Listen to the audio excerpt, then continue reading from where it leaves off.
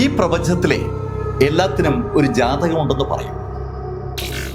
മനുഷ്യനും ജീവജാലങ്ങൾക്കും ജാതകമുള്ളതുപോലെ വീടിനും വസ്തുവിനും ക്ഷേത്രത്തിനും ആരാധനാലയങ്ങൾക്കും ഒക്കെ ജാതകമുണ്ട്. ആ ജാതകം ആ വീട്ടിലെ താമസക്കാരന്റെ ജാതകവുമായി ചേരാതെ വരാൻ പല സാഹചര്യങ്ങളുണ്ടാവും. അത്തരത്തിൽ ഒരു സാഹചര്യത്തെ അഭിമുഖീകരിക്കേണ്ടി വന്ന ഒരു കുടുംബത്തിന്റെ കഥയാണ് ഇന്ന് നിങ്ങൾക്ക് മുന്നിൽ അവതരിപ്പിക്കുന്നത്. സാക്ഷികി വരാഷ്.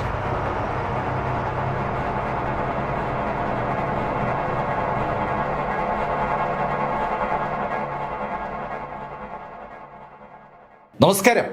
വളരെ പ്രതീക്ഷകളോടെയാണ് രാമസ്വാമി തൻ്റെ കുടുംബത്തോടൊപ്പം ജപ്പാനിലെത്തുന്നത്. സോഫ്റ്റ്വെയർ എഞ്ചിനീയറായ രാമസ്വാമിക്ക് വളരെ വലിയൊരു ഓഫർ ലഭിച്ചതുകൊണ്ടാണ് അദ്ദേഹം ചെന്നൈയിലെ അദ്ദേഹത്തിൻ്റെ ജോലി ഉപേക്ഷിച്ച് ജപ്പാനിലേക്ക് എത്തിയത്. ജപ്പാനിലെ ഇവാറ്റ നഗരത്തിലേക്കാണ് രാമസ്വാമി എത്തിയിരിക്കുന്നത്. രാമസ്വാമിയും ഭാര്യ സുധയും 2 മക്കളും അടങ്ങിയ ആ കുടുംബം ശരിക്കും സന്തോഷത്തോടെ ചെന്നൈയിൽ ജീവിക്കുന്ന സമയത്താണ് വളരെ വലിയൊരു ഓഫർ രാമസ്വാമിയെ തേടിയെത്തിയത്. നിരസിക്കാൻ കഴിയാത്ത ശൈലിയിൽ ഹൈ സാലറി ആയതുകൊണ്ടാണ് സുധയുമായി മക്കളും ഒന്നിച്ച് രാമസ്വാമി ഇവാറ്റയിലെത്തിയത്. ഇവാറ്റയിലേക്ക് തിരിക്കുന്നതിന് മുമ്പ് തന്നെ രാമസ്വാമി അവിടെ ഒരു വീട് വാടകയ്ക്ക് വേണ്ടി ഏർപ്പാട് ചെയ്തിട്ടുണ്ടായിരുന്നു. എയർപോർട്ടിൽ നിന്ന് അതുകൊണ്ട് തന്നെ നേരെ രാമസ്വാമി പോയത് ആ വാടക വീട്ടിലേക്കാണ്. രാമസ്വാമിയും കുടുംബവും ആ വീടിന്റെ ഗേറ്റിനടുത്ത് എത്തുമ്പോൾ ആ ഗേറ്റിനടുത്ത് ഒരാൾ നിൽപ്പുണ്ട്. അയാള് രാമസ്വാമിയെ കാത്തു നിൽക്കുകയാണ്. രാമസ്വാമിക്ക് വേണ്ടി ആ വീട് വാടകയ്ക്ക് എടുത്തു കൊടുത്തത് ആ കക്ഷിയാണ്. അയാള് വീടും പരിസരങ്ങളൊക്കെ രാമസ്വാമിയും കുടുംബത്തിനെ കാണിച്ചു കൊടുത്തതിന് ശേഷം താക്കോല് രാമസ്വാമിക്ക് കൈമാറി അയാളുടെ ജോലിയുമായി ബന്ധപ്പെട്ട് പുറത്തേക്ക് പോവുകയും ചെയ്തു. രാമസ്വാമിയും സുധയും അവരുടെ ആ 2 മക്കളും ആ വീട്ടിലേക്ക് ശരിക്കും കൗതുകത്തോട് നോക്കുകയാണ്. നമ്മൾ തമിഴ്നാട്ടിൽ കണ്ട് പരിചയമില്ലാത്ത, അല്ലെങ്കിൽ ഇന്ത്യയിൽ മറ്റു സ്ഥലങ്ങളിൽ കണ്ട് പരിചയമില്ലാത്ത ശൈലിയിലുള്ള ഒരു വീടാണ് അവർക്ക് വേണ്ടി വാടകയ്ക്ക് എടുക്കപ്പെട്ടിരിക്കുന്നത്. ആ വീടിൽ കൂടുതലും തടിയാണ് ഉപയോഗിച്ചിരിക്കുന്നത്. പക്ഷെ മനോഹരമായ ഒരു നിർമ്മിതി, അങ്ങനെ അതിനെ വിളിക്കാൻ പറ്റും. രാമസ്വാമി സുധയ്ക്കൊപ്പം സകല ദൈവങ്ങളെയും മനസ്സിൽ പ്രാർത്ഥിച്ചുകൊണ്ട് വലത് കാലിൽ വെച്ച് ആ വീടിന്റെ പൂമുഖത്തേക്ക് കയറി. വാതിൽ തുറന്നു, അകത്തേക്ക് കയറി. നല്ല ശാന്തമായ ഒരു അന്തരീക്ഷമുള്ള മനോഹരമായൊരു വീട്.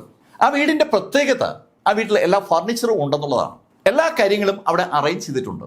അങ്ങനെ ഫർണിച്ചറുള്ള ഒരു വീട് തന്നെ വേണമെന്ന് ഏജന്റിനോട് രാമസ്വാമി നേരത്തെ പറഞ്ഞിരുന്നത് കൊണ്ട് അത്തരത്തിലുള്ളൊരു വീടാണ് ആ ഏജന്റ് നോക്കി കണ്ടുപിടിച്ചിരിക്കുന്നത്. എന്തായാലും അകത്തേക്ക് കയറിയ കുട്ടികൾക്ക് വല്ലാത്ത സന്തോഷം. ഓടി നടക്കാൻ ഒരുപാട് സ്ഥലമുണ്ട്. അവരുടെ ചെന്നൈയിലെ വീട്ടിലുള്ള സാധനങ്ങളൊന്നും തന്നെ അവരിങ്ങോട്ട് കൊണ്ടുവന്നിട്ടില്ല.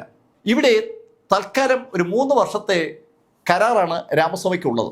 താമസിക്കാൻ ആവശ്യമായ സംവിധാനങ്ങളൊക്കെ ഇവിടെ തന്നെ പർച്ചേസ് ചെയ്യാൻ പറ്റുമെന്ന് കമ്പനി നേരത്തെ തന്നെ രാമസ്വാമിയോട് പറഞ്ഞിരുന്നതുമാണ്. അതുകൊണ്ട് തന്നെ അത്യാവശ്യത്തിനുള്ള സാധനങ്ങൾ മാത്രമായിട്ടാണ് രാമസ്വാമി കുടുംബം എത്തിയിരിക്കുന്നത്. അവരുടെ സൂട്ട്കേസൊക്കെ അവര് ബെഡ്റൂമിൽ കൊണ്ടുവച്ചതിന് ശേഷം ആ വീട് ചുറ്റു നടന്ന് കാണുകയാണ്. ആ വീടിന്റെ പൂമുഖം, പിന്നെ ഒരു സിറ്റ് ഔട്ട്, അതിവിശാലമായ ഒരു ഡൈനിങ് റൂം, ഒരു കിച്ചന്റെ പുറത്ത് വർക്ക് ഏരിയ, അതിന് പുറത്തായി കുറച്ച് വിശാലമായ സ്ഥലം, പിന്നെ ഒരു കോമ്പൗണ്ട് വാണം. എന്നാൽ ആ വീടിനകത്ത് വേറെ മുറികളുമുണ്ട്, ബെഡ്റൂമുകളും ഒരു വായനശാല എന്ന് പറയാൻ കഴിയുന്ന ശൈലിയിലുള്ള ഒരു റീഡിംഗ് റൂം. അതിവിശാലമായ ഒരു റീഡിംഗ് റൂമാണ്. ആ റീഡിംഗ് റൂമിൽ ഇപ്പോഴും പുസ്തകങ്ങളൊക്കെ ഉണ്ട്. അവിടെ താമസിച്ചിരുന്ന വ്യക്തി ആ പുസ്തകങ്ങൾ പലതും അവിടെ വെച്ചിട്ടാ പോയിരിക്കുന്നത്. അതിന് പുറമെ ഒരു മുറി ആ റീഡിംഗ് റൂമിന്റെ സമീപത്തായിട്ടുണ്ട്. കുട്ടികളുടെ മുറികൾക്ക് പുറമെ ആ മുറി കൂടിയാണ് അഡീഷണൽ ആയിട്ട് ആ വീട്ടിലുള്ളത്. ആ വീടിനകത്ത് രാമസ്വാമിയും സുധയും ഒരുപോലെ ആകർഷിച്ചത് മറ്റു ചില കാര്യങ്ങളാണ്. ആ വീട്ടിൽ ഇപ്പോഴും ചില പെയിന്റിങ്ങുകൾ ചുവരുകളിൽ തൂങ്ങിക്കിടപ്പുണ്ട്. ജാപ്പാനീസ് ചരിത്രം വിളിച്ചോതുന്ന ശൈലിയിലുള്ള പെയിന്റിങ്ങുകളാണ് കിടക്കുന്നത്. അവിടെ താമസിച്ചിരുന്ന വ്യക്തിയുടെ ചരിത്രത്തോടുള്ള താല്പര്യം ആ പെയിന്റിങ്ങുകളിൽ നമുക്ക് നോക്കിയാൽ കാണാൻ പറ്റും. അവിടെ താമസിച്ചിരുന്ന കുടുംബത്തിന് ആ വീട് മനോഹരമായിരിക്കണമെന്ന് നിർബന്ധ ബുദ്ധി ഉണ്ടായിരുന്നുവെന്ന് വ്യക്തമാക്കുന്ന ശൈലിയിലാണ് അവിടെ കാണുന്ന ഓരോ കാഴ്ചകളും. ഈ ചെറിയ ഷെൽഫ് പോലുള്ള സംവിധാനമുണ്ട്. അതിനകത്ത് ബുദ്ധന്റെ കുഞ്ഞു പ്രതിമയുണ്ട്. ആ പ്രതിമ അവിടെ നിന്ന് എടുത്തുകൊണ്ട് പോയിട്ടില്ല. പല സ്ഥലത്തും പല കാര്യങ്ങളും അതുപോലെ തന്നെ അവശേഷിപ്പിച്ചിരിക്കുകയാണ്. കിച്ചണിലാണെങ്കിൽ പോലും അങ്ങനെ ചില കാര്യങ്ങൾ അവശേഷിച്ചിട്ടുണ്ട്. അതൊക്കെ സുധയ്ക്ക് ഒരുപാട് സന്തോഷം ഉണ്ടാക്കിയ കാര്യമാണ്. അവർക്ക് ആവശ്യമായ പല കാര്യങ്ങളും ഇനി വാങ്ങേണ്ടതില്ല.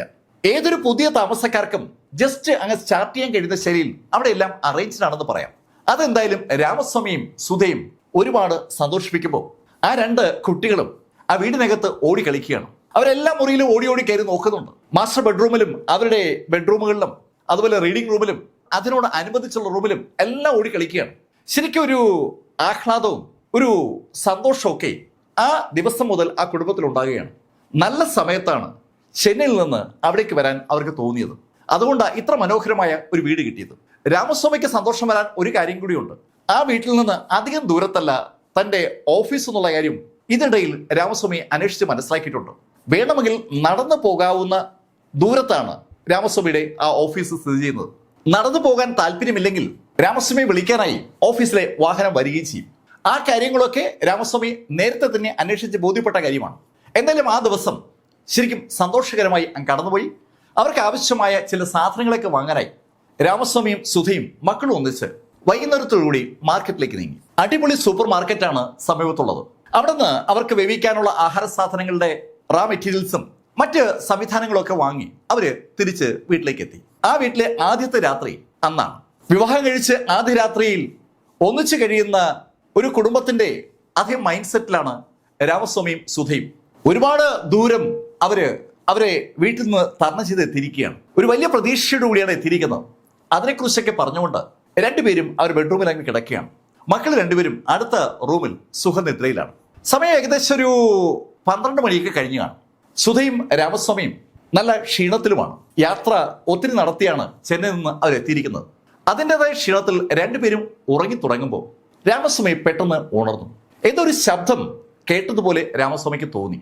ശബ്ദം കേട്ട് രാമസ്വാമി ചെവി വട്ടം പിടിച്ചു. കുട്ടികളുടെ മുറിയിൽ നിന്നാണോ ശബ്ദം? അങ്ങനെ തോന്നിയതും രാമസ്വാമി എണീറ്റ് ബെഡ്റൂം ലൈറ്റ് ഓണാക്കി വാതിൽ തുറന്ന് പുറത്തിറങ്ങി. അയാൾ നേരെ നടന്നെത്തിയത് കുട്ടികളുടെ മുറിയുടെ അടുത്താണ്. കുട്ടികളുടെ മുറിയുടെ വാതിൽ ചാരിയിട്ടേ ഉള്ളൂ. അദ്ദേഹം വാതിൽ തുറന്ന് അകത്ത് നോക്കുമ്പോൾ കുട്ടികൾ സുഖനിദ്രയിലാണ്. ഒരു ശബ്ദം കേട്ടതായി രാമസ്വാമിക്ക് നല്ല ഉറപ്പുണ്ട്. അതുകൊണ്ട് തന്നെ ആ ശബ്ദത്തിന്റെ കാരണം കണ്ടുപിടിക്കാനായി രാമസ്വാമി ഹാളിലേക്ക് വന്ന് ഹാളിൽ ലൈറ്റ് ഇട്ടു. ഹാളില് ലൈറ്റ് ഓണാക്കിയ രാമസ്വാമി അവിടെ മുഴുവൻ ഒന്ന് നോക്കി. വേറെ അസ്വാഭാവികമായി ഒന്നും കാണാനില്ല. വാതിലുകളും ജനാലുകളൊക്കെ അവരെ അടച്ചിരുന്നത് പോലെ അടഞ്ഞു കിടക്കുകയാണ്. ഒരു ശബ്ദം താൻ കേട്ടതാണല്ലോ. അങ്ങനെ രാമസ്വാമി ആലോചിക്കുമ്പോഴേക്കും സുധ എണീറ്റ് ഹാളിലേക്ക് വന്നു. അവളുടെ ഹസ്ബൻഡിനോട് ചോദിച്ചു, എന്തു പറ്റി? സുധ, ഞാനൊരു ശബ്ദം കേട്ടു, പക്ഷേ ഇവിടെ വന്ന് ലൈറ്റ് ഇട്ടപ്പോ ഇവിടെ ഒന്നുമില്ല. ഹേയ്, അത് വീട് മാറിക്കിടുന്നതിന്റെ പ്രശ്നമാണ്. ശരിയായിട്ടൊന്ന് ഉറങ്ങിക്കഴിയുമ്പോൾ അതൊക്കെ അങ്ങ് മാറും. അങ്ങനെ പറഞ്ഞ് സുധ ലൈറ്റ് അണച്ച് രാമസ്വാമിയെ വിളിച്ച് ബെഡ്റൂമിലേക്ക് മടങ്ങി. അന്ന് പിന്നീട് ശബ്ദമൊന്നും കേട്ടില്ല. കുറച്ച് കഴിഞ്ഞപ്പോൾ രാമസ്വാമി നല്ല ഉറക്കത്തിലുമായി. നേരം പുലർന്നു, അവർ റെഡിയായി. രാമസ്വാമി സന്തോഷത്തോടെ അദ്ദേഹത്തിന്റെ ഓഫീസിലെത്തി. ഓഫീസിലെത്തിയാലുടൻ ജോലിയിലേക്ക് കടക്കാൻ കഴിയുമെന്ന പ്രതീക്ഷ നാട്ടിൽ നിന്ന് പുറപ്പെടുമ്പോഴേ രാമസ്വാമിക്കുണ്ട്. പക്ഷെ അവിടെ എത്തിയപ്പോൾ രാമസ്വാമിയോട് ആ ഓഫീസിന്റെ ചുമതലപ്പെട്ട ആളുകൾ മറ്റൊരു കാര്യമാണ് സൂചിപ്പിച്ചത്. മിസ്റ്റർ രാമസ്വാമി, നിങ്ങൾക്ക് 1 മാസത്തെ പരിശീലന പരിപാടി ഇവിടെ അറേഞ്ച് ചെയ്തിട്ടുണ്ട്. ആ പരിശീലന പരിപാടി വിജയകരമായി നിങ്ങൾ പൂർത്തീകരിച്ചാൽ മാത്രമേ നിങ്ങൾക്ക് ഇവിടുത്തെ ജോലി പെർമനന്റ് ആകത്തുള്ളൂ. ഉണ്ടായിരുന്ന നല്ല ജോലി കളഞ്ഞിട്ടാണ് യഥാർത്ഥത്തിൽ രാമസ്വാമി കുടുംബത്തോടൊപ്പം ഇവിടെ ഈ ജപ്പാനിൽ എത്തിയിരിക്കുന്നത്. പക്ഷെ ജപ്പാനിൽ എത്തിയപ്പോൾ അവർ പറയുന്നത് ഒരു പുതിയ പരിശീലന പരിപാടി ഉണ്ടെന്നാണ്. രാമസ്വാമി പെട്ടെന്ന് ആ ആളോട് ചോദിച്ചു, സർ, അങ്ങനെ അല്ലല്ലോ നേരത്തെ മെയിൽ വഴി എന്നെ അറിയിച്ചിരുന്നത്. മിസ്റ്റർ രാമസ്വാമി, നിങ്ങൾ മെയിലിൽ വായിച്ചതൊക്കെ ശരി തന്നെയാണ്. ഞാൻ പറഞ്ഞതും മെയിലിലുള്ള അതേ കാര്യമാണ്. നിങ്ങൾ ശരിക്കും ശ്രദ്ധിക്കാത്തതാണ്. പരിശീലനം വിജയകരമായി പൂർത്തീകരിക്കണമെന്ന് മെയിലിനകത്ത് ഉണ്ടായിരുന്നു. രാമസ്വാമിക്ക് അതൊരു പുതിയ അറിവാണ്. അയാൾ മെയില് നന്നായി വായിച്ചതുമാണ്.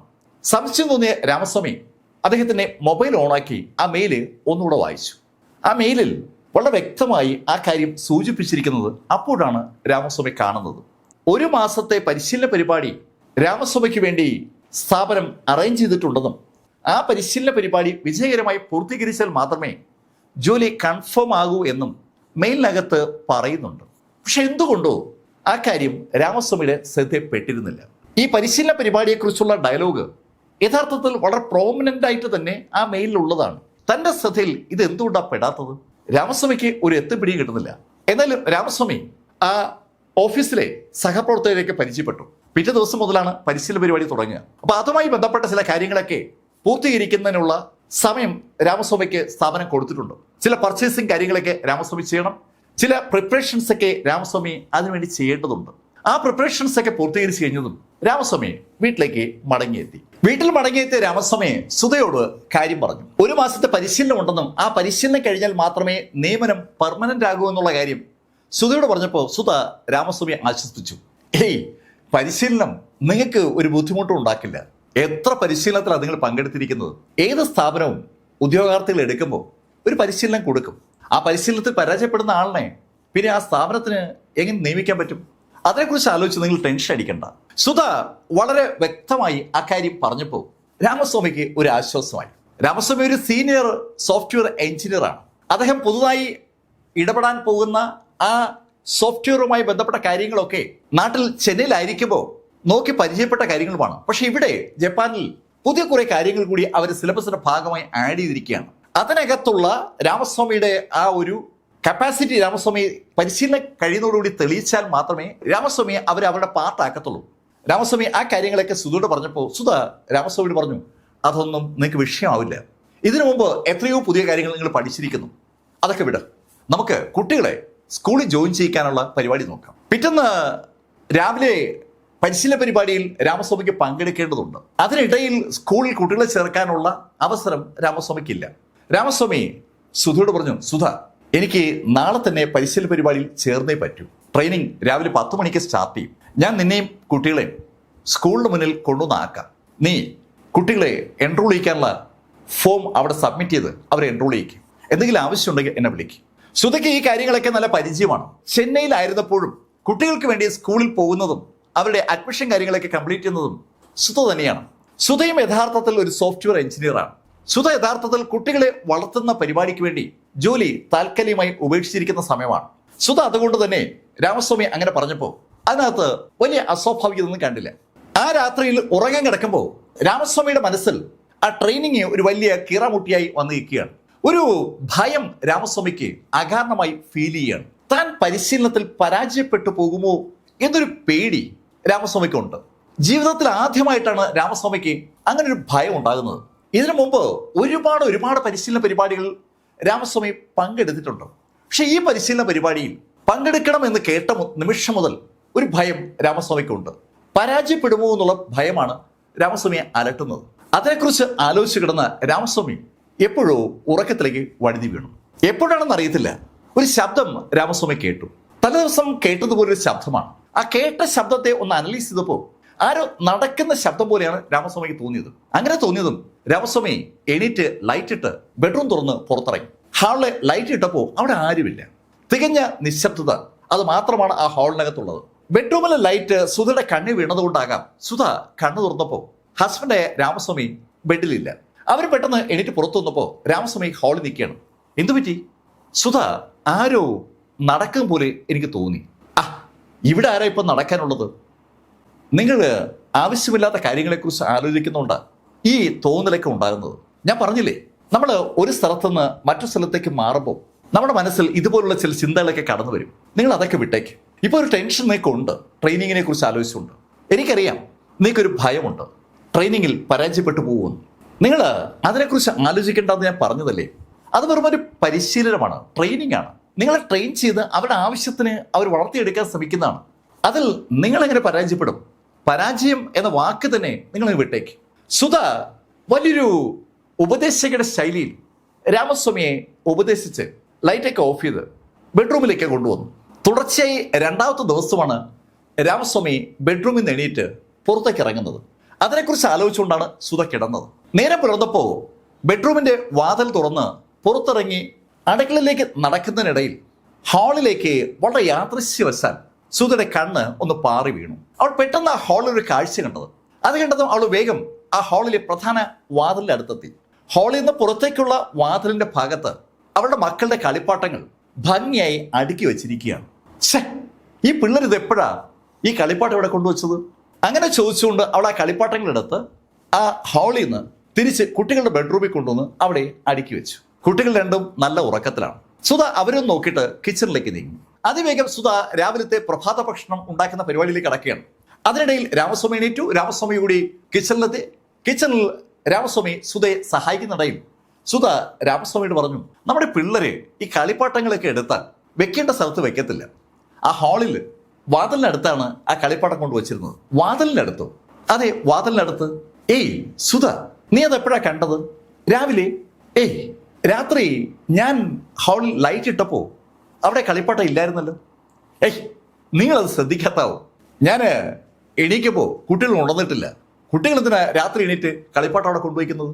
സുധ അങ്ങനെ ചിരിച്ചുകൊണ്ട് രാമസ്വാമിയോട് ചോദിക്കുമ്പോഴേക്കും കുട്ടികളും എണീറ്റ് വന്നു. അവരെ കണ്ടതും രാമസ്വാമി കുട്ടികളോട് പറഞ്ഞു, ഡേയ്, രണ്ടുപേരും റെഡിയായി വാ, ഇന്ന് സ്കൂളിൽ പോകാനുള്ളതാണ്.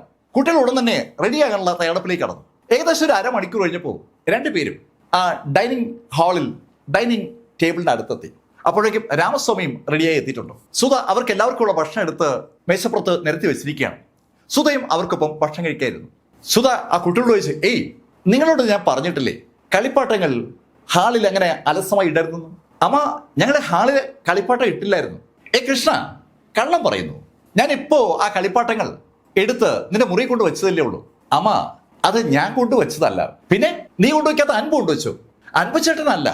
പിന്നെ അമ്മ, ഞങ്ങൾക്കിപ്പോ ഒരാൾ കൂടി കളിക്കാനുണ്ടായിരുന്നു. നിങ്ങൾക്കിപ്പോ ഒരാളൂടെ കളിക്കാനുണ്ടായിരുന്നു. ആര്? ഒരു ചേച്ചി.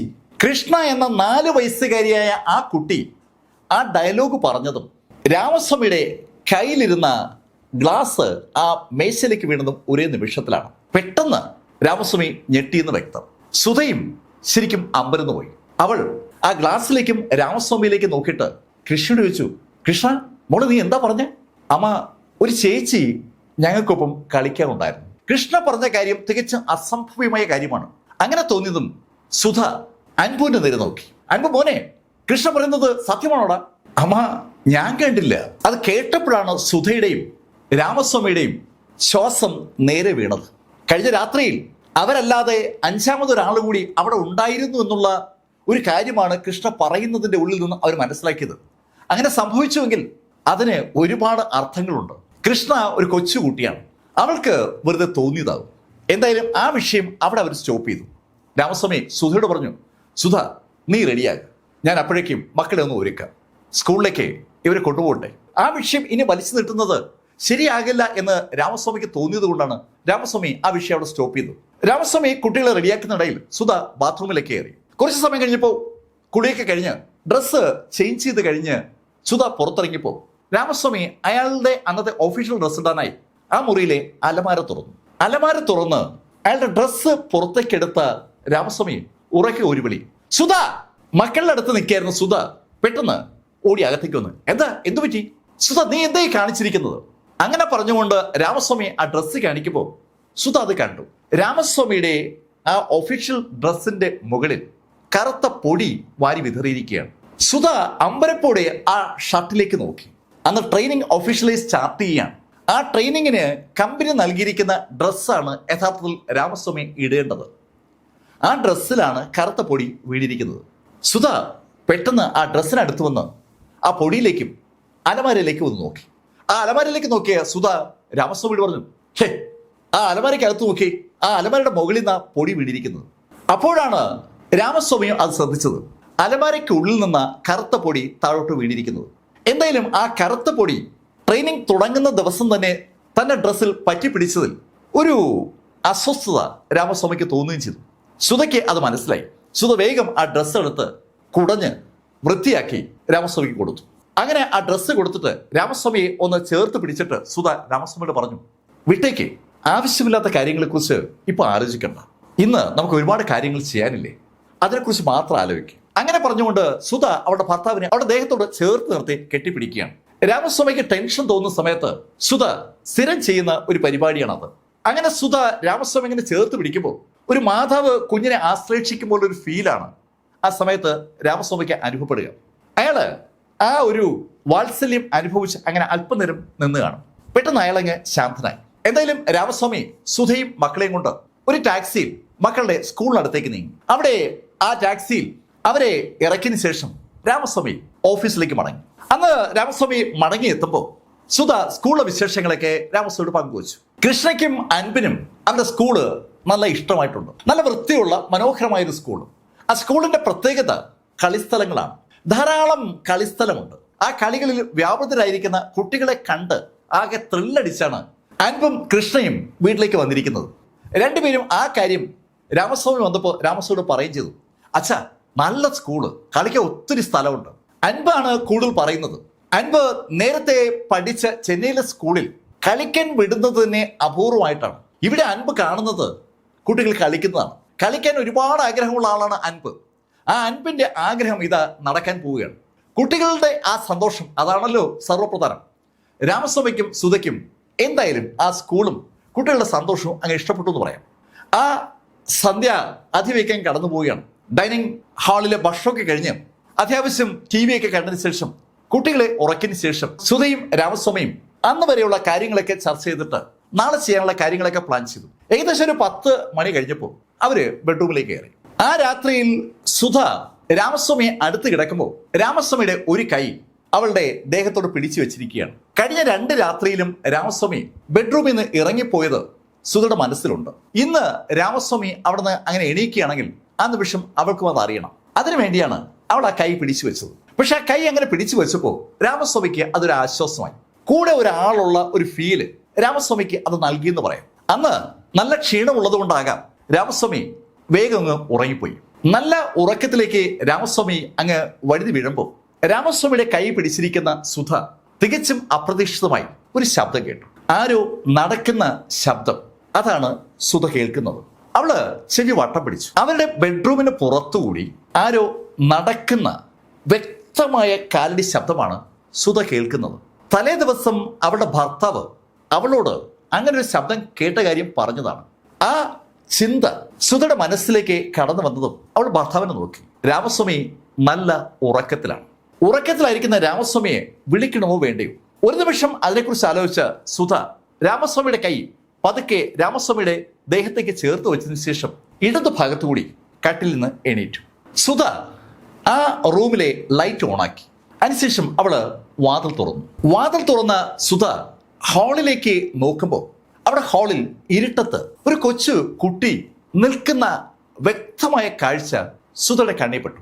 ഒരു നിമിഷം സുധയുടെ കാലിലൂടെ ഒരു വിറയൽ തലയിലേക്ക് ഇങ്ങനെ പാഞ്ഞു കയറി എന്ന് പറയാം.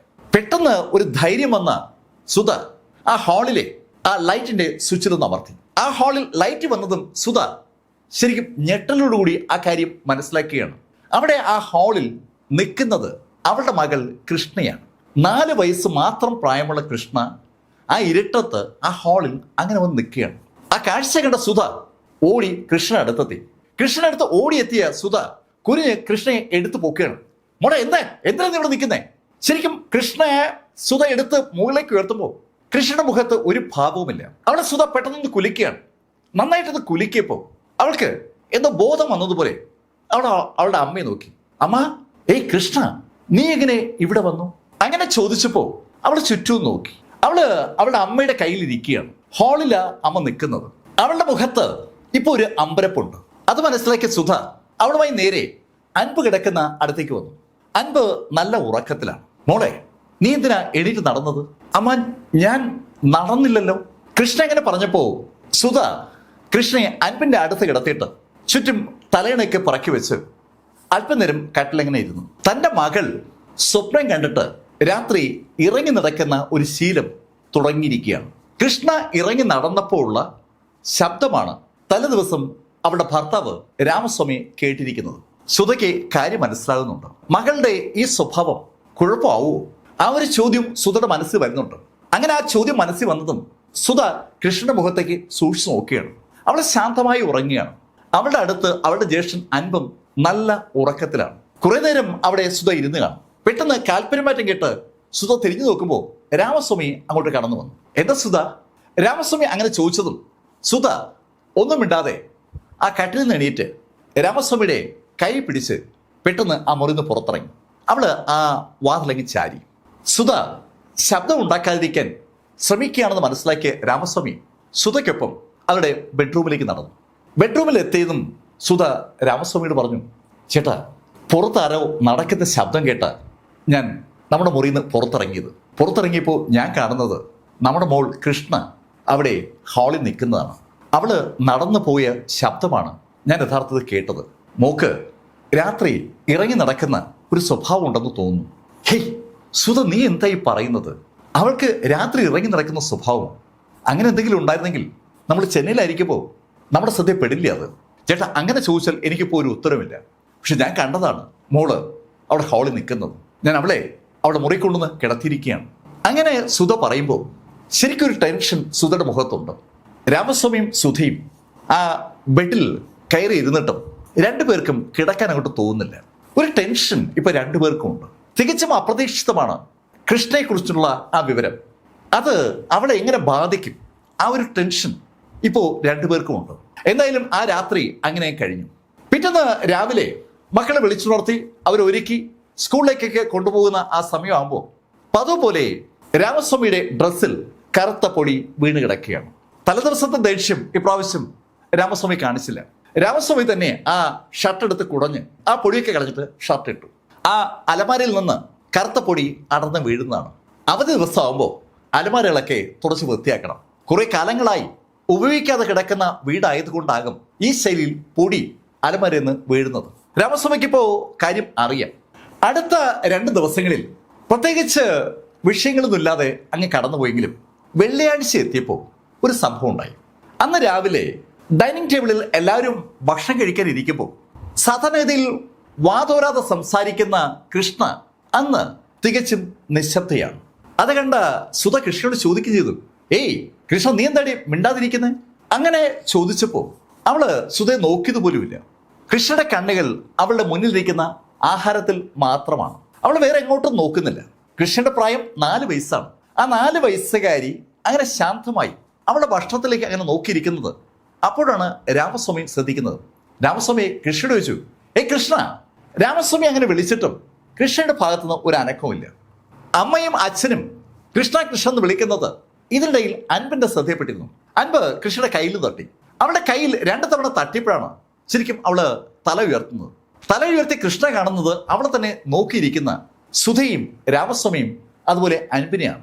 അവള് തന്റെ അച്ഛനമ്മയും നോക്കുമ്പോൾ അൻപ് കൃഷ്ണയോട് ചോദിച്ചു, ഇടി എന്തിനാ നീ ഇങ്ങനെ വെറുതെ ഇരിക്കുന്ന? ആ ചോദ്യത്തിന് പെട്ടെന്ന് അവള് ചിരിച്ചുകൊണ്ട് മറുപടി പറഞ്ഞു, ഏയ് ഞാൻ വെറുതെ ഇരുന്നെന്നോ? എപ്പോ? അവളുടെ ആ ചോദ്യം സുധയ്ക്കും രാമസ്വാമിക്കും ചെറിയൊരു അമ്പരപ്പുണ്ടാക്കി. ഒരു ആബ്സെന്റ് മൈൻഡ് ആകുന്ന ഒരു ശീലം ഇതാ കൃഷ്ണയിൽ പതുക്കെ പതുക്കെ പ്രകടമായി വരികയാണ്.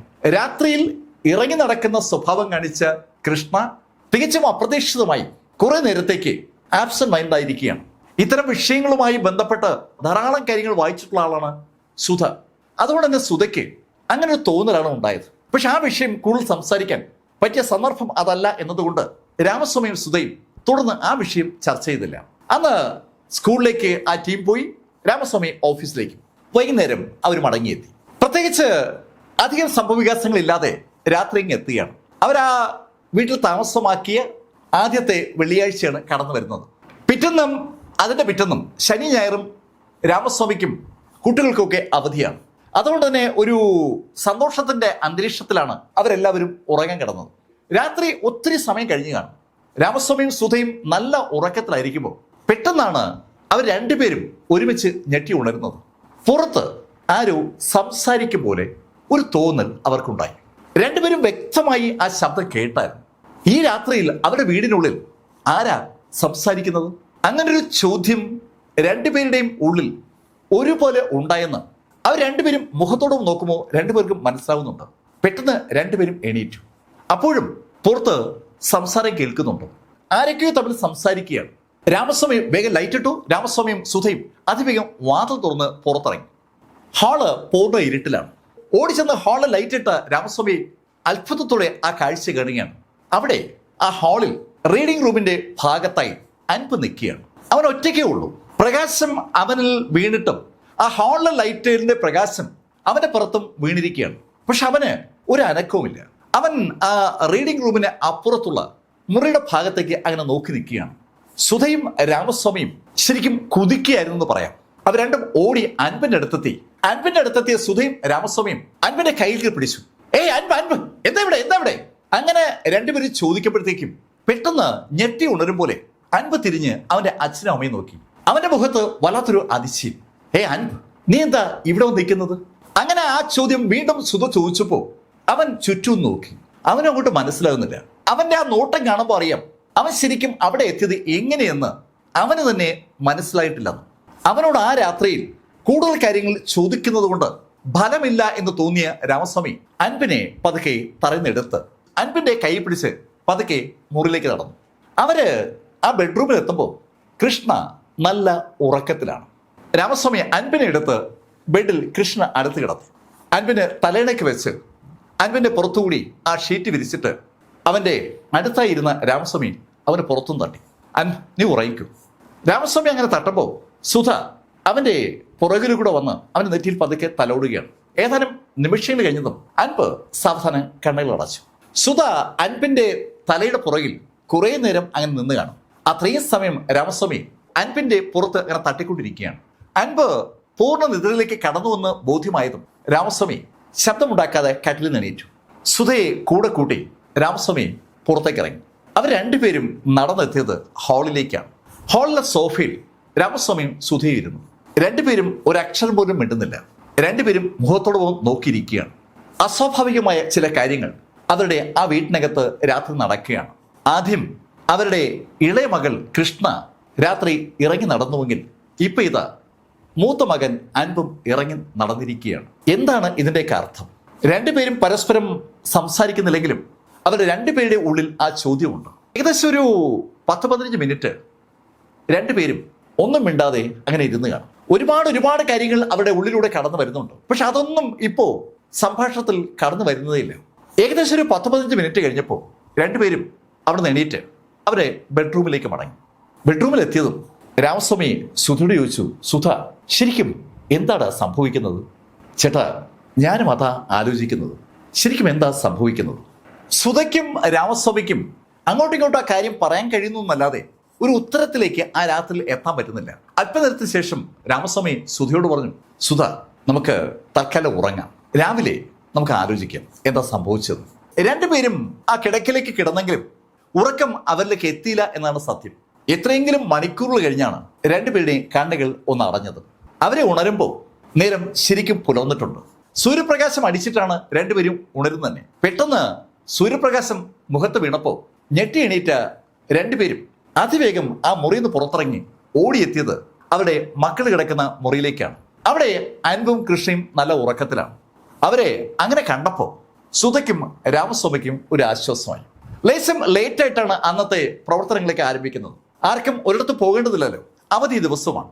സുധ ആഹാര സാധനങ്ങൾ പ്രിപ്പയർ ചെയ്യുന്നിടയിൽ രാമസ്വാമി മക്കളെ വിളിച്ചുണർത്തി അവരോട് റെഡിയാകാൻ പറഞ്ഞു.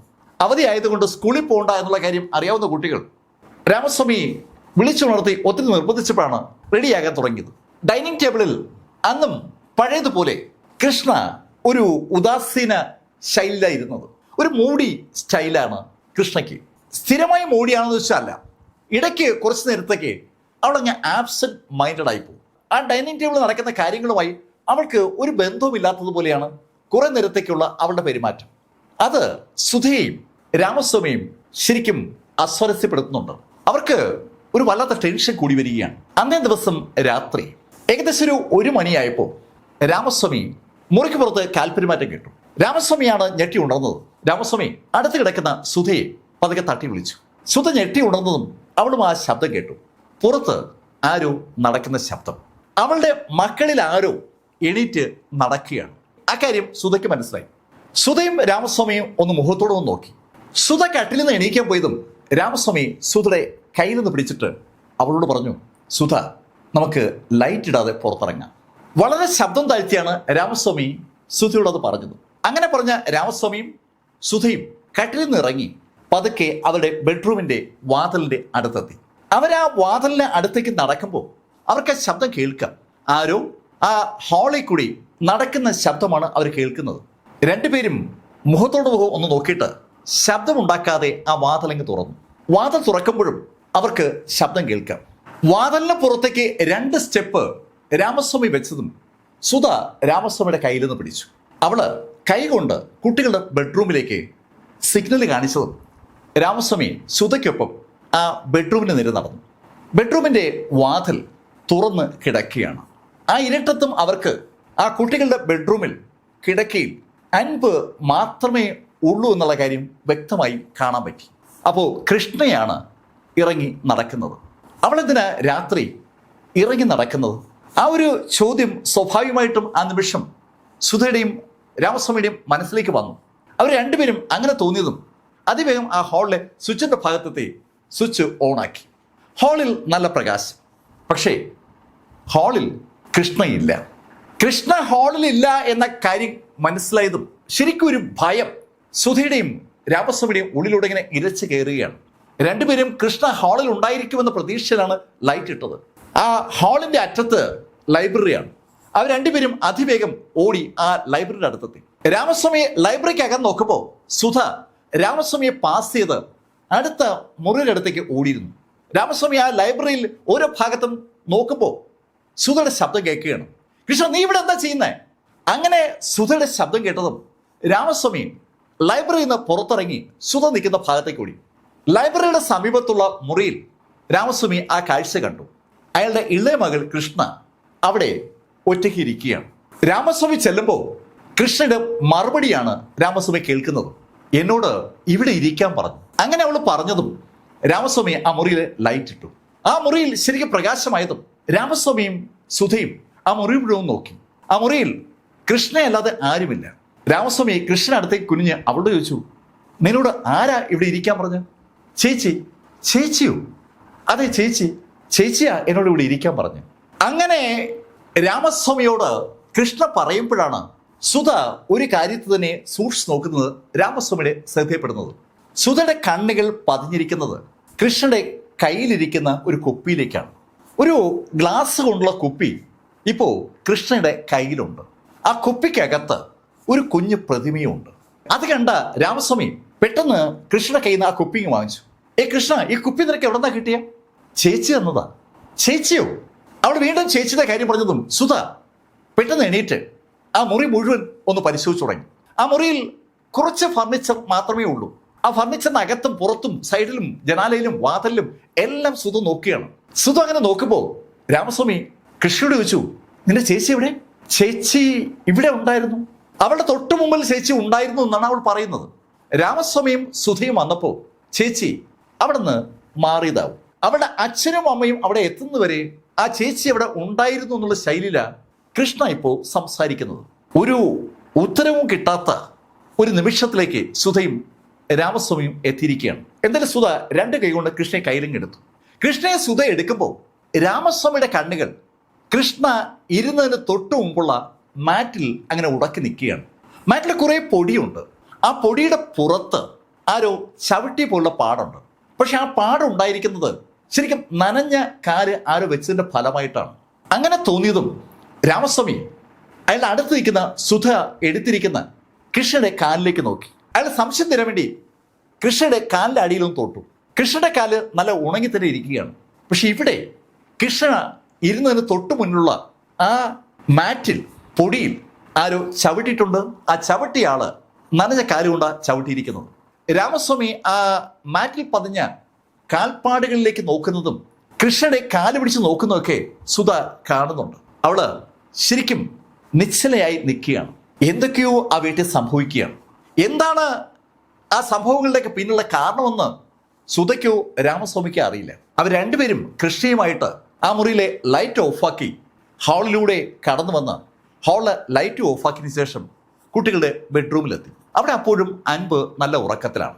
കൃഷ്ണയുമായി ബെഡ്റൂമിലെത്തിയ സുധയും രാമസ്വാമിയും കൃഷ്ണയെ അൻപിൻ്റെ അടുത്ത് കിടത്തി. അതിനുശേഷം അവളെ തട്ടി ഉറക്കാൻ തുടങ്ങി. ഏകദേശം ഒരു 8-10 മിനിറ്റ് കഴിഞ്ഞപ്പോൾ കൃഷ്ണ നല്ല ഉറക്കത്തിലായി.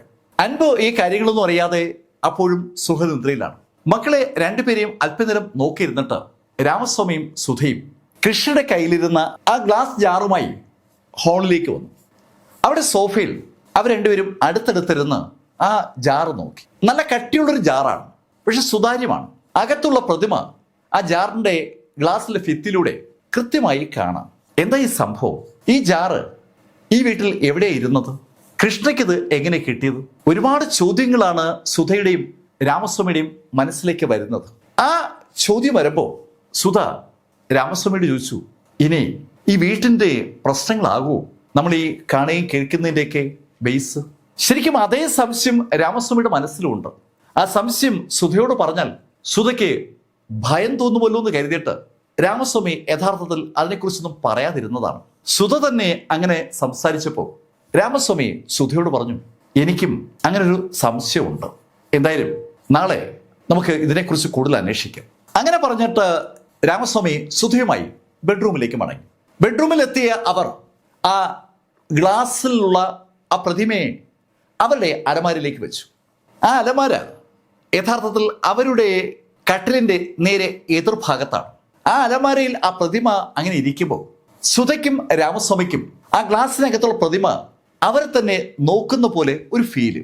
കണ്ണുകൾ അടയ്ക്കാൻ ശ്രമിക്കുമ്പോൾ ആരോ തങ്ങളെ നോക്കുന്ന പോലെ അവർക്ക് തോന്നുന്നുണ്ട്. അങ്ങനെ തോന്നിയതും രാമസ്വാമി എണീറ്റ് ആ പ്രതിമ എടുത്ത് അവിടെ നിന്ന് ആ മുറിയിൽ തന്നെയുള്ള ഒരു മേശപ്പുറത്തേക്ക് കൊണ്ടുവച്ചു, തിരിച്ചങ്ങ് വെച്ചു. മേശപ്പുറത്തെ പ്രതിമ വയ്ക്കുമ്പോൾ രാമസ്വാമി ഒരു കാര്യം ശ്രദ്ധിച്ചു, ആ പ്രതിമ അവരെ നോക്കാതിരിക്കാൻ. ശരിക്കും ഒരു ഭയം രാമസ്വാമിയിലും സുധയിലും വരെ എത്തിയിട്ടുണ്ട്. നേരെ പുലർന്നതും ആദ്യം എണീറ്റത് സുധയാണ്. സുധ എണീറ്റുടൻ ഓടിയെത്തിയത് അവളുടെ മക്കളുടെ മുറിയിലേക്കാണ്. അൻപും അതുപോലെ കൃഷ്ണയും നല്ല ഉറക്കത്തിലാണ്. അത് കണ്ടപ്പോഴാണ് സുധയ്ക്കൊരു ആശ്വാസമായത്. രാമസ്വാമിയും ഈ സമയത്ത് എണീറ്റു. രാമസ്വാമി ആ മുറിയുടെ പുറത്തേക്ക് വന്നതും സുധ കുഞ്ഞുങ്ങളുടെ മുറിയിൽ നിന്ന് പുറത്തേക്ക് ഇറങ്ങുന്നതാണ് കണ്ടത്. രാമസ്വാമി കണ്ടതും സുധ പറഞ്ഞു, കുട്ടികൾ നല്ല ഉറക്കത്തിലാണ്. സുധ ബാ, നമുക്ക് ആ മുറിയിൽ ഒന്നുകൂടെ നോക്കാം. തലേദിവസം രാത്രി കൃഷ്ണയെ അവസാനമായി അവർ കണ്ട ആ മുറിയിലേക്ക് സുധയും രാമസ്വാമിയും കൂടി എത്തി. ഇപ്പോൾ നല്ല പ്രകാശമുണ്ട്. സൂര്യപ്രകാശം ആ മുറിയിലേക്ക് വീഴത്തക്ക രീതിയിലാണ് ആ മുറി നിർമ്മിക്കപ്പെട്ടിരിക്കുന്നത്.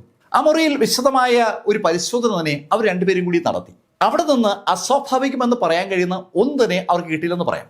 എന്തായാലും അവര് അതിരാവിലെ ബാക്കി കാര്യങ്ങളൊക്കെ കംപ്ലീറ്റ് ചെയ്ത് കുട്ടികളെ വിളിച്ചുണർത്തി ഒരുക്കി അവരെ സ്കൂളിലെത്തിച്ചു. രാമസ്വാമി ഓഫീസിലെത്തിയതും ട്രെയിനിങ്ങിൽ ഒരുപാട് ആളുകൾ എത്തിയിട്ടുണ്ട്. അയാളുടെ അടുത്തിരിക്കുന്ന ആൾ കഴിഞ്ഞ ദിവസങ്ങളിൽ രാമസ്വാമിയോട് നല്ല അടുപ്പം ഉണ്ടാക്കി കഴിഞ്ഞ ആളാണ്.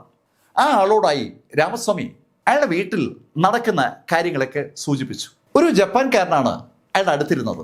കാര്യങ്ങൾ കേട്ട് കഴിഞ്ഞതും അയാൾ രാമസ്വാമിയോട് പറഞ്ഞു, മിസ്റ്റർ രാമസ്വാമി, നിങ്ങൾ പറഞ്ഞ കാര്യങ്ങളുടെ അർത്ഥം ശരിക്കും എനിക്കറിയാം. പക്ഷേ ഞാനത് നിങ്ങളോട് പറയുന്നതിന് പകരം നിങ്ങൾ സ്വയം ഒരു അന്വേഷണം നടത്തുന്നതാണ് നല്ലത്.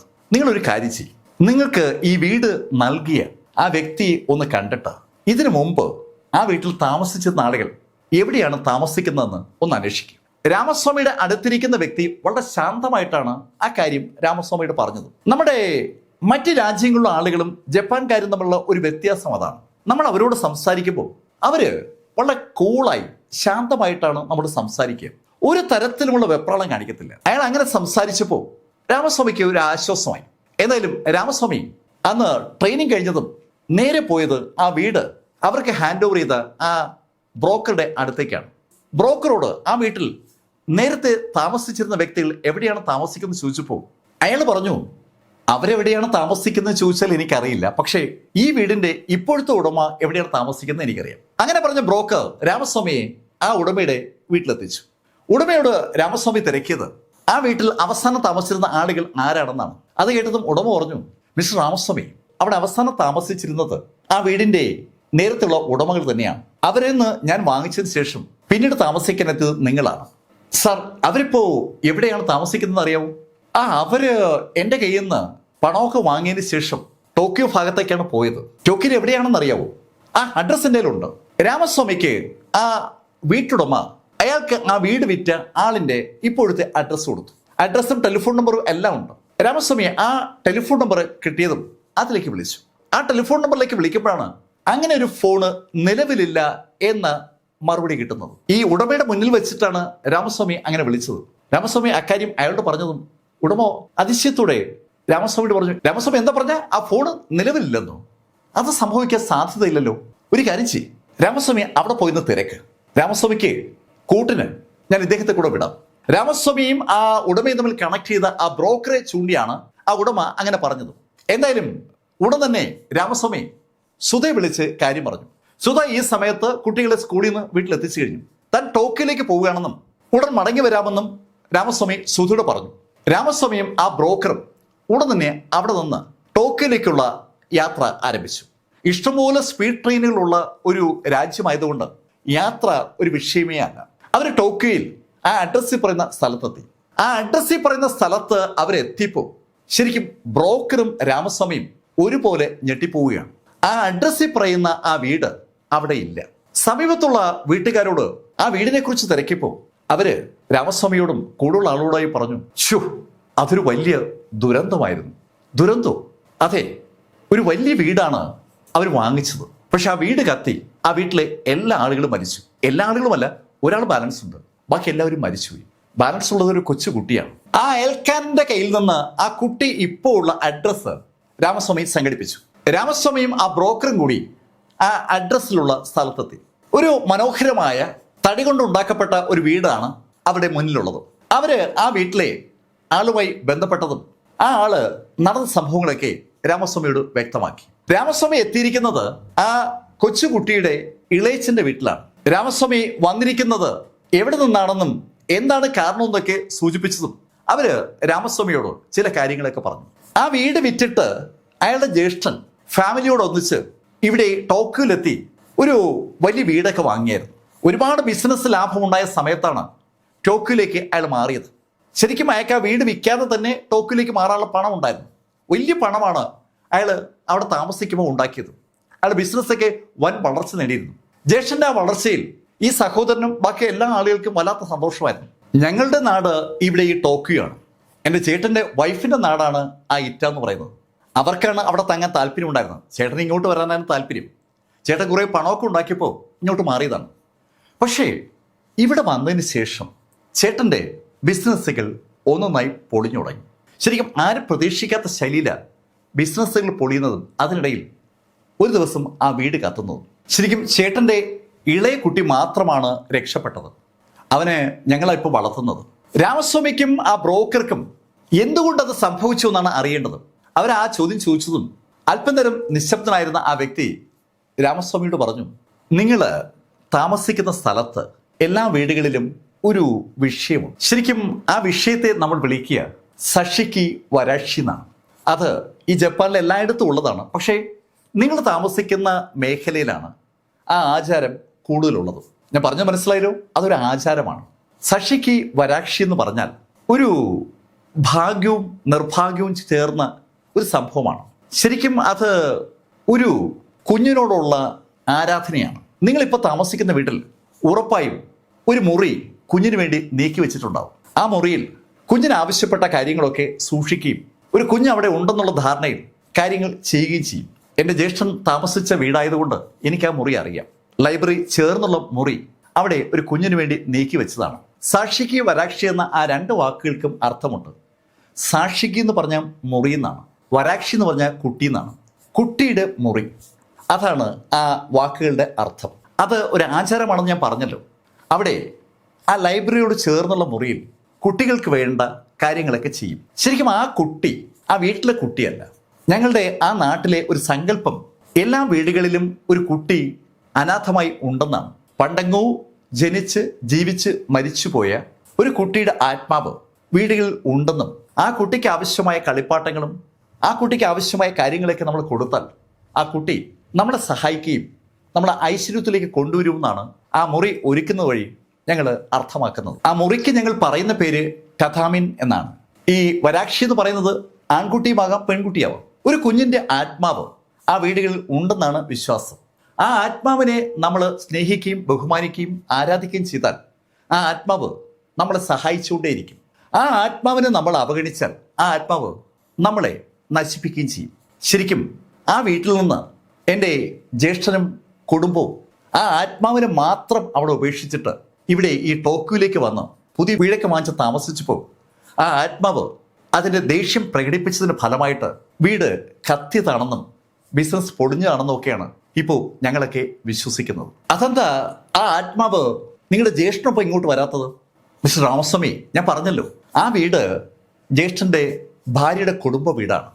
അവരുടെ കുടുംബത്തിലെ എത്രയോ തലമുറകൾക്ക് മുമ്പുണ്ടായിരുന്ന ഒരു കുഞ്ഞിൻ്റെ ആത്മാവിനെയാണ് ശരിക്കും ആ മുറി പ്രതിനിധാനം ചെയ്യുന്നത്. ആ കുഞ്ഞിൻ്റെ ആത്മാവ് ആ മുറി വിട്ട്, ആ വീട് വിട്ട്, ആ കോമ്പൗണ്ട് വിട്ട് ഒരിടത്തേക്കും പോവില്ല. ആ കുഞ്ഞിന് ആരും സഹായിക്കാനില്ലാതായപ്പോൾ അത് ദേഷ്യത്തിൽ പ്രതികരിച്ചതിൻ്റെ ഫലമായിട്ടാണ് ശരിക്കും ഇവിടെ ഈ ദുരന്തങ്ങളൊക്കെ ഉണ്ടായത്. ഞങ്ങൾ വീട് വിറ്റുപോയതുകൊണ്ട് പിന്നീട് ആരും അതിനെക്കുറിച്ച് കൂടുതൽ ആലോചിക്കാത്തതാണ്. എന്തായാലും നിങ്ങളിപ്പോൾ അവിടെ താമസിക്കുന്ന സ്ഥിതിക്ക് ഭയക്കേണ്ട കാര്യമൊന്നുമില്ല. നിങ്ങളുടെ വീട്ടിൽ ഒരു കുഞ്ഞുകൂടി ഉണ്ടെന്ന് സ്വയം അങ്ങ് കരുതുക. ആ കുഞ്ഞ് കളിപ്പാട്ടങ്ങൾ വെച്ച് കളിക്കാൻ താല്പര്യമുള്ള ആളാണെന്നും കരുതുക. ആ കുഞ്ഞ് നിങ്ങളുടെ രണ്ട് കുഞ്ഞുങ്ങൾക്കൊപ്പം വളരുകയാണെന്നും കരുതുക. അങ്ങനെ കരുതിയാൽ എല്ലാം നല്ലതായി മാറുകയും ചെയ്യും. രാമസ്വാമി ആ ബ്രോക്കറും ഇത്രയും കാര്യങ്ങൾ കേട്ട് കഴിഞ്ഞതും അയാളോട് യാത്ര പറഞ്ഞ് അവരുടെ നാട്ടിലേക്കുള്ള മടക്കയാത്ര ആരംഭിച്ചു. ആ മടക്കയാത്രയിൽ ട്രെയിനിൽ അടുത്തടുത്തിരിക്കുമ്പോൾ ബ്രോക്കർ രാമസ്വാമിയോട് അയാൾ കേട്ടുകൊണ്ടുന്ന കാര്യങ്ങളുടെ ബാക്കി കാര്യങ്ങൾ സൂചിപ്പിച്ചു. സർ, ശരിക്കും ഞങ്ങളുടെ നാട്ടിൽ മിക്കവാറും എല്ലാ വീടുകളിലും അദൃശ്യയായ അല്ലെങ്കിൽ അദൃശ്യനായ ആ ആത്മാവിന് വേണ്ടി ഒരു മുറി നീക്കി വയ്ക്കാറുണ്ട്. ശരിക്കും ഈ വിശ്വാസം ഉണ്ടാകുന്നത് പണ്ട് കാലത്ത് ഉണ്ടായ ചില സംഭവങ്ങളുമായി ബന്ധപ്പെട്ടാണ്. ജപ്പാനിൽ ഒരുപാട് ആളുകൾ ദാരിദ്ര്യം കൊണ്ട് മരിച്ച ഒരു കാലഘട്ടം ഉണ്ടായിരുന്നു. ആ സമയത്ത് കുഞ്ഞുങ്ങളെയൊക്കെ മരിക്കുമ്പോൾ വീടിനകത്ത് തന്നെ കുഴിച്ചിടുന്ന ഒരു പതിവുണ്ടായിരുന്നു. അത്തരത്തിൽ കുഴിച്ചിടപ്പെട്ട ഒരു തരത്തിലുള്ള മരണാനന്തര ചടങ്ങുകൾക്കും വിധേയരാകാത്ത ആ കുട്ടികളുടെ ആത്മാക്കളാണ് ഇങ്ങനെ ശക്തി ആർജിച്ച് വീടിനകത്ത് കുടികൊള്ളുന്നെന്നാണ് ഇപ്പോഴത്തെ വിശ്വാസം. ഇപ്പോൾ മിക്കവാറും എല്ലാ ജപ്പാൻ ഭവനങ്ങളിലും കുഞ്ഞ് ആത്മാക്കൾക്ക് വേണ്ടി അതുകൊണ്ടാണ് ഒരു പ്ലേസ് അവർ കരുതുന്നത്. സർ, ഞാൻ യഥാർത്ഥത്തിൽ അങ്ങേക്ക് താക്കോല് തരുമ്പോൾ ഇതൊക്കെ സൂചിപ്പിക്കണമായിരുന്നു. ചിലപ്പോൾ അങ്ങ് രാത്രിയിൽ ആ വീടിനകത്ത് കാൽപെരുമാറ്റം കേട്ടിരിക്കാൻ സാധ്യതയുണ്ട്. ചിലപ്പോൾ വീടിനകത്ത് കളിപ്പാട്ടങ്ങൾ സ്ഥാനം മാറിയിരിക്കുന്നത് കാണും. ചിലപ്പോൾ കുട്ടികൾ ചിരിക്കുന്ന ശബ്ദം കേൾക്കും, സംസാരിക്കുന്ന ശബ്ദം കേൾക്കും. ചിലപ്പോൾ ഒരു രൂപം തന്നെ കണ്ടെന്നു വരും. തറയിൽ കാല് ചവിട്ടാതെ ആകാശത്ത് പൊങ്ങി നിൽക്കുന്ന ശൈലിയിലും ആ രൂപത്തെ കാണാൻ പറ്റും. ഇത്തരം കാഴ്ചകൾ ഈ ഭവനങ്ങളിലൊക്കെ പലരും കാണുകയും കേൾക്കുകയും ചെയ്യുന്നതാണ്. ഞങ്ങൾക്ക് അതിനകത്ത് അതുകൊണ്ട് തന്നെ പ്രത്യേകിച്ച് ഭയമൊന്നും തോന്നാറില്ല. ശരിക്കും അങ്ങനെ ഒരു രൂപത്തെ നമ്മൾ കണ്ടാൽ ആ വീട്ടിൽ ഐശ്വര്യം വന്നു എന്നാണ് പൊതുവെ കരുതുക. എല്ലാ വീടുകളിലേക്കും ഈ ആത്മാക്കൾ വരത്തില്ല. വരുന്ന വീട്ടിൽ അതോടുകൂടി ഐശ്വര്യം വരുമെന്ന് പറയും. അങ്ങനെ വരുന്ന ആത്മാവിനെ നമ്മൾ അവഗണിച്ചാൽ ആത്മാവ് നമ്മളോട് പ്രതികരിക്കും. എനിക്ക് തോന്നുന്നത് ആ ആത്മാവിനെ കളഞ്ഞിട്ട് ഈ ഉടമ ടോക്കിയോയിൽ വന്ന് വലിയ വീടൊക്കെ വാങ്ങിച്ചപ്പോൾ ആ ആത്മാവ് പ്രതികരിച്ചു എന്ന് അയാളുടെ അനുജൻ പറഞ്ഞത് ശരിയാണെന്നാണ്. സാർ എന്തായാലും പേടിക്കണ്ട. നമുക്ക് ഇതുമായി ബന്ധപ്പെട്ട് പ്രവർത്തിക്കുന്ന ഒരു പുരോഹിതനെ കാണാം. ഒരു പൂജാരിയാണ്. അദ്ദേഹത്തിന് നിങ്ങൾക്ക് വേണ്ട കാര്യങ്ങളൊക്കെ ചെയ്തു തരാൻ പറ്റും. ആ ബ്രോക്കർ പറഞ്ഞതിന്റെ അടിസ്ഥാനത്തിൽ പിറ്റേ ദിവസം ആ ബ്രോക്കർ തന്നെ രാമസ്വാമിയെ വൈകുന്നേരം ഒരു ഷിൻഡോ പുരോഹിതന്റെ അടുത്തെത്തിച്ചു. പകലത്തെ ട്രെയിനിങ് ഒക്കെ കഴിഞ്ഞ് അതിവേഗം രാമസ്വാമി ആ പുരോഹിതന്റെ അടുത്തേക്ക് എത്താനായി ബ്രോക്കറുടെ അടുത്ത് ഓടിയെത്തിയതാണ്. എന്തായാലും ആ ഷിൻഡോ പുരോഹിതൻ ആള് ഒരു സഹൃദയനാണ്. അയാൾ കാര്യങ്ങളൊക്കെ കേട്ട് കഴിഞ്ഞതും രാമസ്വാമിയോട് പറഞ്ഞു, മിസ്റ്റർ രാമസ്വാമി, നിങ്ങൾ ഭയക്കേണ്ട കാര്യമൊന്നുമില്ല. നിങ്ങളെ ആ ബാലിക ഒന്നും ചെയ്യില്ല. നിങ്ങൾക്ക് ആ ബാലിക ഭാഗ്യം നൽകാൻ പോവുകയാണെന്ന് ആദ്യം ഒന്ന് വിശ്വസിക്കുക. അതിനുശേഷം ആ ബാലികയ്ക്ക് എന്തൊക്കെ വേണമെന്ന് ആലോചിച്ച് അതൊക്കെ ചെയ്തു കൊടുക്കുക. സാർ, അങ്ങ് പറഞ്ഞു വരുന്നത് ഞാൻ എന്ത് ചെയ്യണമെന്നാണ്? ഹേയ് രാമസ്വാമി, നിങ്ങൾക്ക് 2 കുഞ്ഞുങ്ങളില്ലേ? ആ കുഞ്ഞുങ്ങൾക്ക് നിങ്ങൾ എന്തൊക്കെയാണ് കൊടുക്കുന്നത്? അതൊക്കെ തന്നെയാണ് ആ ബാലികയ്ക്കും കൊടുക്കേണ്ടത്. അവളൊരു പെൺകുട്ടിയാണെന്ന് സങ്കല്പിച്ചു. അതിനുശേഷം അവൾക്ക് എന്തൊക്കെ വേണമെന്ന് സ്വയം തീരുമാനിക്കുക. അതെല്ലാം കൊടുക്കുക. വേറെ ഭയക്കേണ്ട കാര്യമൊന്നുമില്ല. രാമസ്വാമി, ശ്രദ്ധിക്കേണ്ട ഒരു കാര്യമേ ഉള്ളൂ. ഒരു കാരണവശാലും അവളെ അവഗണിക്കരുത്. അവഗണന അത് മാത്രമാണ് അവർക്ക് സഹിക്കാൻ പറ്റാത്തത്. ആ പുരോഹിതൻ വളരെ കൂളായിട്ടാണ് രാമസ്വാമിയുടെ പ്രശ്നങ്ങൾക്ക് പരിഹാരം നിർദ്ദേശിച്ചത്. എന്തായാലും രാമസ്വാമി വീട്ടിൽ മടങ്ങിയെത്തി അയാൾ കണ്ടതും കേട്ടതും അറിഞ്ഞതും ആയ കാര്യങ്ങളൊക്കെ സുധയോട് പറഞ്ഞു. ഒരു പരിഹാരം ഇതാ തങ്ങളുടെ പ്രശ്നത്തിന് ഉണ്ടാകുന്നു എന്ന് കേട്ടപ്പോൾ സുധയ്ക്ക് വലിയ സന്തോഷമായി. അന്ന് തന്നെ അവര് ഒരു കളിപ്പാട്ടങ്ങളൊക്കെ വിൽക്കുന്ന കടയിലെത്തി മനോഹരമായ ഒരു പാവ വാങ്ങിച്ചു. ആ പാവയും കളിക്കാനുള്ള ചില കളിപ്പാട്ടങ്ങളുമായിട്ട് അവിടെ എത്തിയ സുധയും രാമസ്വാമിയും ആ കളിപ്പാട്ടങ്ങൾ കൊണ്ടുവച്ചത് ആ മുറിയിലാണ്. ശരിക്കും അവിടെ ഒരാളുണ്ടെന്നും അതൊരു കുട്ടിയാണെന്നും ആ കുട്ടിക്ക് കളിക്കാൻ കളിപ്പാട്ടം ആവശ്യമാണെന്നും ഉള്ള ഒരു കരുതൽ ആ കളിപ്പാട്ടം അവർ വെക്കുമ്പോൾ അവരുടെ മുഖത്തുനിന്ന് നമുക്ക് വായിച്ചെടുക്കാം. ഈ കാഴ്ച കൗതുകപൂർവ്വം കണ്ടുകൊണ്ട് നിൽക്കുകയാണ് കൃഷ്ണയും അൻപും. അൻപ് ചോദിക്കുകയും ചെയ്തു, അമ്മ, ഇവിടെ എന്തിനാ കളിപ്പാട്ടം വയ്ക്കുന്നത്? അൻപ്, ഇവിടെ ഒരു കൂട്ടുകാരി ഉണ്ടെന്ന് കൃഷ്ണ പറഞ്ഞു. അങ്ങനെയാണെങ്കിൽ ആ കൂട്ടുകാരിക്ക് കളിക്കാൻ കളിപ്പാട്ടമൊക്കെ വേണ്ടേ? ഇത്രയും സമയം നിശബ്ദയായി നിൽക്കുകയാണ് കൃഷ്ണ. കൃഷ്ണ പെട്ടെന്ന് അവിടെ അമ്മയോട് പറഞ്ഞു, അമ്മ, അതാ വേണ്ടത്. ചേച്ചിക്ക് കളിക്ക് കളിപ്പാട്ടം വേണം. ചേച്ചി എന്നോട് പറഞ്ഞായിരുന്നു കളിപ്പാട്ടമൊന്നും ഇല്ലാന്ന്. ആ വീട്ടിലെ അദൃശ്യയായ ആ ആത്മാവും കൃഷ്ണയും തമ്മിൽ സംസാരിക്കാറുണ്ട് എന്ന് വ്യക്തമാക്കുന്ന ഒരു ഡയലോഗ് കൂടി കൃഷ്ണയുടെ ഭാഗത്തുനിന്നുണ്ടായതാണ്. കൃഷ്ണ അത് പറഞ്ഞപ്പോൾ അതിനെ എതിർക്കാൻ നിൽക്കാതെ രാമസ്വാമി കൃഷ്ണയോട് പറഞ്ഞു, കൃഷ്ണ, അതുകൊണ്ടല്ലേ ഞങ്ങൾ ഈ കളിപ്പാട്ടമൊക്കെ വാങ്ങിയത്. അവര് ആ രാത്രിയിൽ വീണ്ടും ഏകദേശം 1 മണിയോടടുപ്പിച്ച് ആ ശബ്ദം കേട്ടു, കാൽപെരുമാറ്റത്തിന്റെ ശബ്ദം. ആ കാൽപെരുമാറ്റം കേട്ടപ്പോൾ സുധയ്ക്കും രാമസ്വാമിക്കും ഒരു സംശയം. എണീറ്റ് നോക്കണമോ വേണ്ടയോ? അവരുടെ ഉള്ളിൻ്റെ ഉള്ളിൽ ആ കാൽപെരുമാറ്റത്തിന്റെ ഉടമയെ അറിയണമെന്നുള്ള ആഗ്രഹമുണ്ട്. തങ്ങളുടെ മക്കൾ ആരെങ്കിലും വീണ്ടും എണീറ്റ് നടന്നു എന്നും അറിയണം. അല്പനേരത്തെ നിശബ്ദതയ്ക്ക് ശേഷം അവര് രണ്ടുപേരും എണീറ്റു. അവര് ശബ്ദമുണ്ടാക്കാതെ അവരുടെ ബെഡ്റൂമിന്റെ വാതിൽ തുറന്നു. ലൈറ്റ് ഒരു മനഃപൂർവ്വം ഇട്ടില്ല. രണ്ടുപേരും പതുക്കെ ഇടതു ഭാഗത്തുള്ള കുട്ടികളുടെ ബെഡ്റൂമിന്റെ ഭാഗത്തേക്ക് വന്നു. അവരുടെ വാതിൽ പതുക്കെ അവര് തള്ളി തുറക്കുമ്പോൾ അകത്ത് അൻപും കൃഷ്ണയും നല്ല ഉറക്കത്തിലാണ്. അത് കണ്ടതും അവരാ വാതിലങ്ങ് ചാരി. അതിനുശേഷം സുധയും രാമസ്വാമിയും സാവധാനം ആ ഇരുട്ടത്തൂടെ അങ്ങ് അറ്റത്തുള്ള ആ മുറി ലക്ഷ്യമാക്കി പതുക്കെ പതുക്കെ നടക്കുകയാണ്. ശരിക്കും അങ്ങനെ നടക്കുമ്പോൾ അവരുടെ ഹൃദയം ഇടിക്കുന്നത് അവർക്ക് അറിയാം. ശരിക്കും ആ ഹൃദയം പുറത്തേക്ക് തെറിച്ചു പോകുമോ എന്ന് തോന്നുന്ന ശൈലിയിൽ ഹൃദയം ഇടിക്കുന്നുണ്ട്. അവർ കേട്ട കഥകളിൽ, അവര് അറിഞ്ഞ കാര്യങ്ങളിൽ എത്രത്തോളം വാസ്തവമുണ്ടെന്ന് അവര് ഇത് അറിയാൻ പോവുകയാണ്. ആ ഹാളിലൂടെ അവർ നടന്ന് ലൈബ്രറിയുടെ ഭാഗത്തെത്തി. ആ ലൈബ്രറി കടന്നാൽ അവസാനത്തെ മുറിയാണ്. രണ്ടുപേരും ഒരു നിമിഷം അവിടെ നിന്നിട്ട് കാല് തറയിൽ ചവിട്ടുന്ന ശബ്ദം കേൾപ്പിക്കാതെ പതുക്കെ പതുക്കെ ആ ലൈബ്രറി കടന്ന് ആ മുറിയുടെ ഭാഗത്തെത്തി. ആ മുറിയുടെ ഭാഗത്തെത്തിയ അവർ ആ വാതിലിലൂടെ അകത്തേക്ക് നോക്കുമ്പോൾ അവരെ കൊണ്ടുവച്ചിരിക്കുന്ന കളിപ്പാട്ടം എടുത്തു വെച്ച് കളിക്കുന്ന ഒരു പെൺകുട്ടിയെ അവരവിടെ കാണുകയാണ്. ആ പെൺകുട്ടി അണിഞ്ഞിരിക്കുന്നത് ചുവപ്പ് നിറത്തിലുള്ള ഒരു ഡ്രസ്സാണ്. ജപ്പാൻകാരായ കൊച്ചു പെൺകുട്ടികൾ അണിയുന്ന ശൈലിയിലുള്ള ഒരു കിമോണ എന്ന് വേണമെങ്കിൽ നമുക്ക് ആ ഡ്രസ്സിനെ വിളിക്കാം. ആ കുട്ടി വളരെ സന്തോഷത്തോടു കൂടി ആ കളിപ്പാട്ടങ്ങളൊക്കെ എടുത്തു വെച്ച് സ്വയം കളിക്കുകയാണ്. അത് കണ്ടതും രാമസ്വാമി സുധയെ പതുക്കെ പുറകോട്ട് വലിച്ചു. ശബ്ദമുണ്ടാക്കാതെ അവർ രണ്ടുപേരും തിരിച്ച് നടന്ന് അവരുടെ ബെഡ്റൂമിലേക്ക് കയറി. ബെഡ്റൂമിൽ കയറി അവർ വാതിൽ പതുക്കെ ചാരി അവരുടെ ബെഡിലേക്ക് എത്തി. ഇതിനിടയിൽ ഒരക്ഷരം പോലും രണ്ടുപേരും സംസാരിച്ചിട്ടില്ല. അവരെ കണ്ട കാഴ്ച ശരിക്കും അവരെ ഞെട്ടിച്ചിരിക്കുകയാണ്.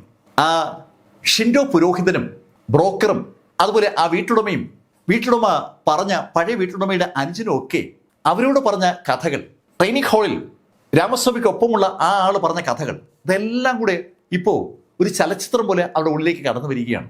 തങ്ങൾ ഇപ്പൊ കണ്ട കാഴ്ച ശരിക്കും സത്യമാണോ? സുധ നിശബ്ദയായി ആ കട്ടിലിരിക്കുകയാണ്. സുധയുടെ അടുത്തിരുന്ന രാമസ്വാമി സുധയോട് പറഞ്ഞു, സുധ, നമുക്ക് ഈ നിമിഷം മുതൽ ഇവിടെ നമ്മൾ 4 പേർക്ക് പുറമെ ഒരാൾ കൂടി ഉണ്ടെന്ന് നമുക്കങ്ങ് വിശ്വസിക്കാം. അത് നമ്മുടെ തന്നെ മൂത്ത മകളാണെന്നും നമുക്കങ്ങ് കരുതാം. രാമസ്വാമി അത് പറയുമ്പോൾ സുധ തികച്ചും നിശബ്ദയായി തറയിലേക്ക് ഇങ്ങനെ നോക്കിയിരിക്കുകയാണ്.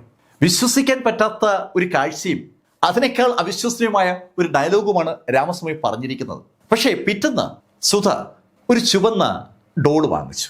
ആ ഡോള് ആ മുറിയിൽ കൊണ്ടുവച്ച സുധ ആ മുറിയിൽ ശരിക്കും നല്ല സുഗന്ധം ലഭിക്കാനായി സുഗന്ധ ക്യാൻഡിലുകൾ വാങ്ങിച്ച് വൈകുന്നേരം കൊളുത്തി വെക്കുകയും ചെയ്തു.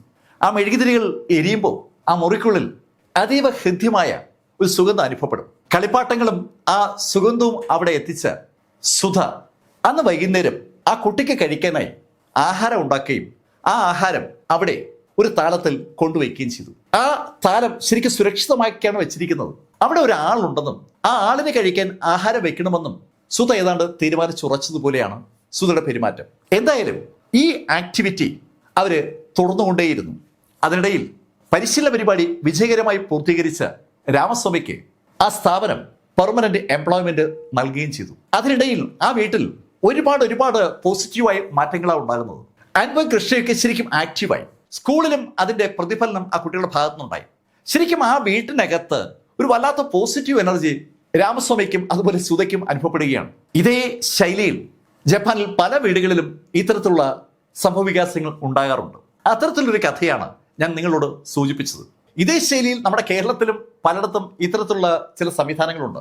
മരിച്ചുപോയ കൊച്ചു കുട്ടികൾക്ക് വേണ്ടി ചില സംവിധാനങ്ങളൊക്കെ ഒരുക്കാറുണ്ട്. അത് മിക്കവാറും ആ വീടുമായി ബന്ധപ്പെട്ട അമ്പലത്തിൽ ചെറിയ പീഠങ്ങളായി കാണുകയും ചെയ്യും. നേരത്തെ മരിച്ചു പോകുന്ന കുട്ടി അതിൻ്റെ ജന്മലക്ഷ്യം പൂർത്തീകരിക്കാതെയാണ് മരിക്കുന്നത്. ആ ജന്മലക്ഷ്യം പൂർത്തീകരിക്കാതെ മരിക്കുന്ന കുട്ടിയെ നമ്മൾ മരിച്ചിട്ടില്ലാത്തതായി കണ്ട് അതിനാവശ്യമായ കാര്യങ്ങളൊക്കെ ചെയ്തു കൊടുക്കണമെന്നൊരു വിശ്വാസത്തിന്റെ അടിസ്ഥാനത്തിലാണ് ഈ കഥകളൊക്കെ ഉണ്ടായിരിക്കുന്നത്. ഈ കഥ കേരളത്തിലുള്ളതുപോലെ ജപ്പാനിലും അതുപോലെ ലോകത്തിലും പല ഭാഗങ്ങളിലും ഉണ്ട്. നമ്മുടെ കേരളത്തിലാണെങ്കിൽ ഒരു കുട്ടി വീട്ടിൽ മരിച്ചു പോവുകയാണെങ്കിൽ വീട്ടിൽ വേറെ കുട്ടികൾക്ക് എന്തെങ്കിലുമൊക്കെ സാധനങ്ങൾ വാങ്ങുമ്പോൾ അതുപോലെ മരിച്ചുപോയ കുട്ടിക്ക് വാങ്ങുന്ന ഒരു പതിവുണ്ട്. കാലക്രമേണ അതങ്ങ് നിന്നു പോവുമെങ്കിലും മരണം കഴിഞ്ഞ് കുറേ നാളുകളെങ്കിലും അത് തുടരാറുണ്ട്. അതൊക്കെ ഒരു വിശ്വാസത്തിന്റെ പുറത്ത് ചെയ്യുന്നതാണ്. വിശ്വാസങ്ങൾ പലപ്പോഴും അന്ധമാണ്. ആര് പറഞ്ഞാലും അത് മാറ്റാൻ ആരും തയ്യാറാവില്ല. ഈശ്വരൻ ഉണ്ടെന്ന് വിശ്വസിക്കുന്നത് അന്ധമായ വിശ്വാസമാണ്. ഈശ്വരൻ ഇല്ല എന്ന് വിശ്വസിക്കുന്നതും അന്ധമായ വിശ്വാസമാണ്. ഇതിൽ ഏത് അന്ധവിശ്വാസമാണ് ശരിയെന്ന ചോദ്യത്തിന്റെ ഉത്തരം അവനവന് മാത്രം അറിയാവുന്ന കാര്യമാണ്. എന്തായാലും ആ കാര്യങ്ങളൊക്കെ നിങ്ങളോട് സൂചിപ്പിച്ചത് കഥാവേദിയിൽ നിന്ന് BS ചന്ദ്രമോഹൻ. സമാന സ്വഭാവത്തിൽ നിങ്ങൾക്ക് അനുഭവങ്ങൾ ഉണ്ടെങ്കിൽ അത് പങ്കുവെക്കൂടെ വേണം.